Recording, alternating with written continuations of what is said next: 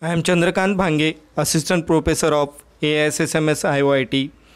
I designed this presentation for BA and TC student application layer. I start with my these topics. The whole internet hardware and software was designed and developed to provide the services at the application layer. The fifth layer of the TCP/IP protocol suite model is where these services are provided for the internet users. The other four layers are to make these services possible.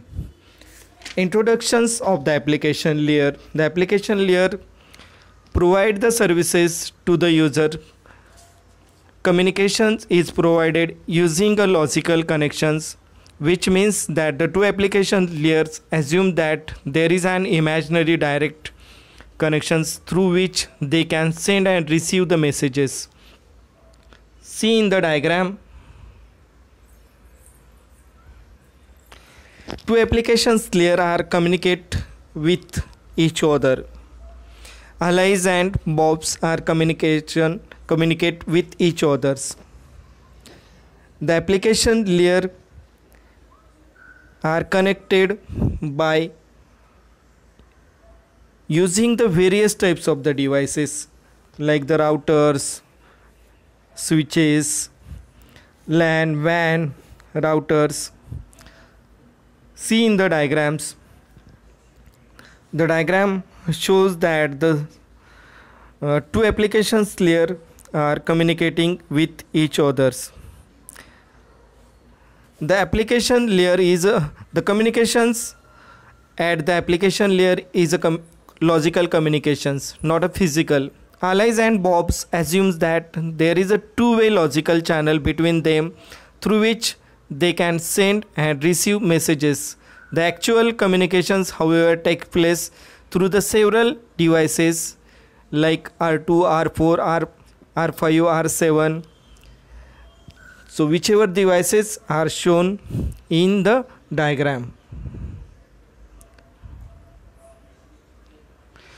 It providing the services. All communication network that started before the internet were designed to provide the services to the network users. Most of these network, however, were originally designed to provide the one specific services. For example, the telephone network was originally designed to provide the voice services to allow people all over the world to talk to each other. This network, however, was later used for some other services such as the facsimile, that is called as the fax, enabled for the users, adding some extra hardware at both ends. The internet was originally designed for some purposes to provide the services to the user around the world.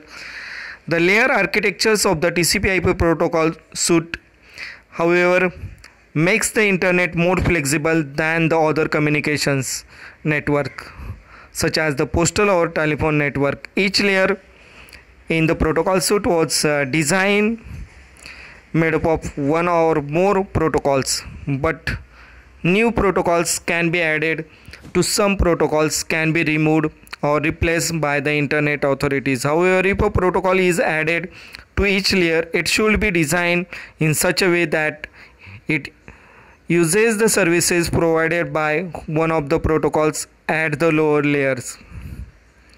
If the protocol is removed from a layer, care should be taken to change the protocols at the next higher layers that supposedly uses the services of the removed protocols.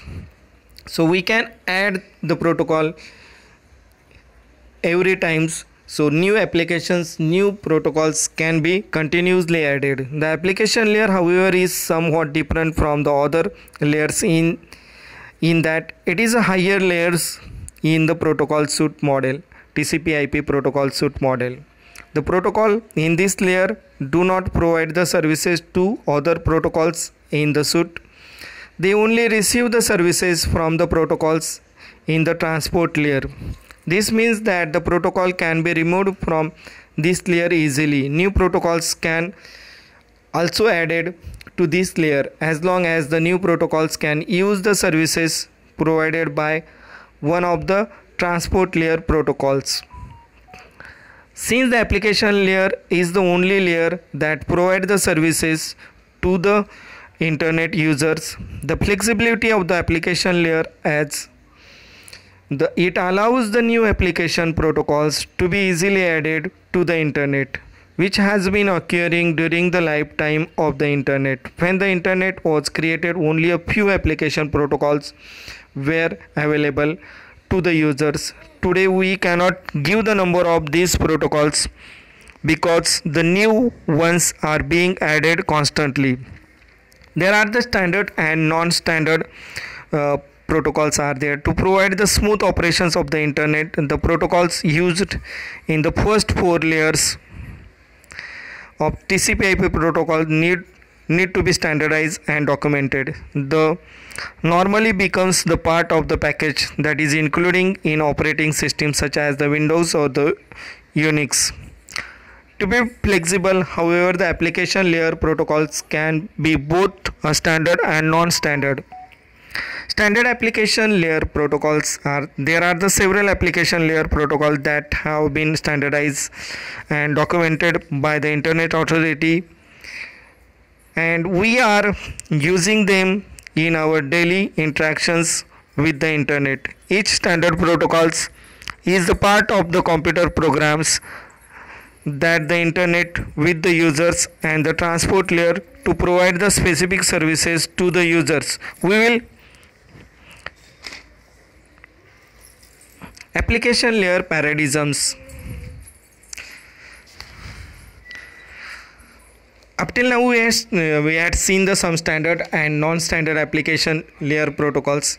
Now we will see the application layer paradigms. So it should be clear that to use the internet we need two application programs to interact with each other, one running on a computer somewhere in the world, the other running on the other computer somewhere else in the world.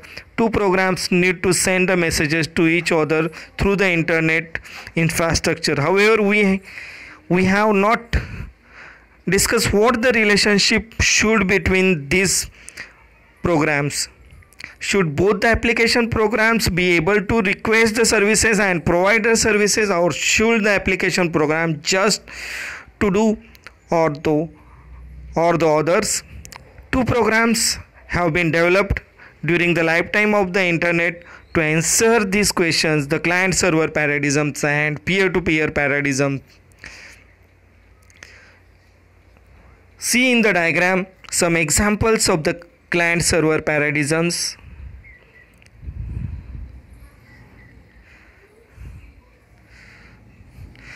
So client server is a traditional paradigm. The traditional paradigm is called as the client server paradigm. It was the most popular paradigms until a few years ago. In this paradigm, the services provided is an application program called the server process. It runs continuously waiting for the another application program called the client process to make the connections through the internet and ask for the services. There are normally some server process that can provide a specific type of services, but there are many clients that request the services from any of this server process. The server process must be running all the times. The client process is started when the client needs to receive the services. The client server paradigm is similar to some available services out of the territory of the internet.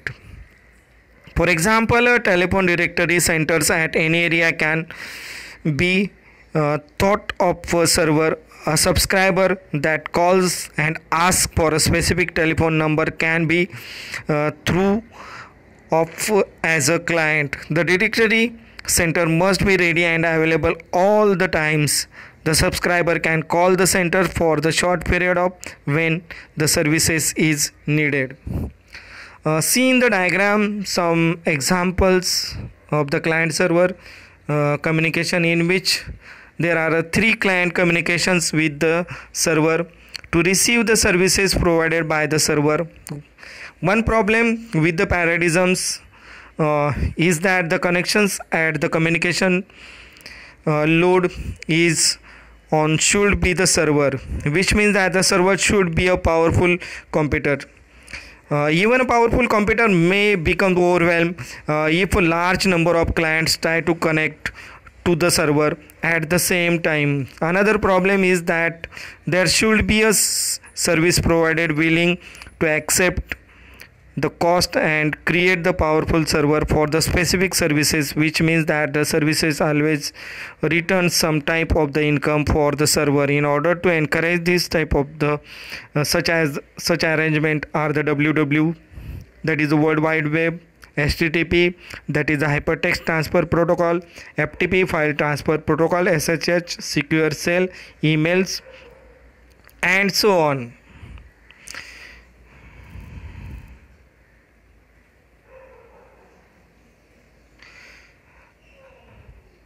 These are some examples of the peer-to-peer paradigms. New paradigm is the peer-to-peer paradigm. A paradigm called the peer-to-peer paradigms has emerged to respond to the need of some new applications. In this application, there is no need for a server process to be running all the times and waiting for the client process to connect. The responsibility is shared between a peer. A computer connected to the internet can provide the services at one time and receive the services at another time. See in the diagram, it shows an example of the communication of these paradigms. Peer-to-peer communication between the two computers. So one of the area that really fits in this paradigm is the internet telephony. So communication by the phone is needed a peer-to-peer activity. No party need to be running for waiting for the other party to call. Client server programming. So in a client server programming, communications at the application layer is between the two application programs can call the process a client and a server. A client is a running program and that initialize the communications by the sending request, sending the another application program that waits for the request from the client. The server handles the request received from the client, prepare a result and send result back to the client. This definitions of the server implies that a server must running when a request from a client arrives, but the client need to be run only when it is needed. This means that if we have two computers connected to each other somewhere, we can run the client program one of them and the server program on the other. However, we need to be careful that the server program is started before we start running the client program. In other words, the lifetime of the server is infinite. It should be started and run before waiting for the clients. The lifetime of a client is a finite. It initially sent finite number of requests to the corresponding server and receive the response and stops. API is the application programming interface. So how can a client process communicate with each other? A computer program is normally written in a computer language with a predefined set of instructions that tell the computer what to do. If we need to process to be able to communicate with the another process, we need a new set of instructions to tell the lowest 4 layers of the TCP/IP protocol suite to open the connection and send and receive the data from other end and close the connections. A set of instructions of this kind is normally referred to as the application programming interface, that is the API. A socket used for this source is like the sinks. The application programs are connected to the keyboards, monitor, file, sink and source and socket. A socket is nothing but the combinations of the IP address and port address. So the two application layer are connected by using the sockets. So use of socket in a process to process communications. the logical connection between the two application layers by using the socket connections. Thank you.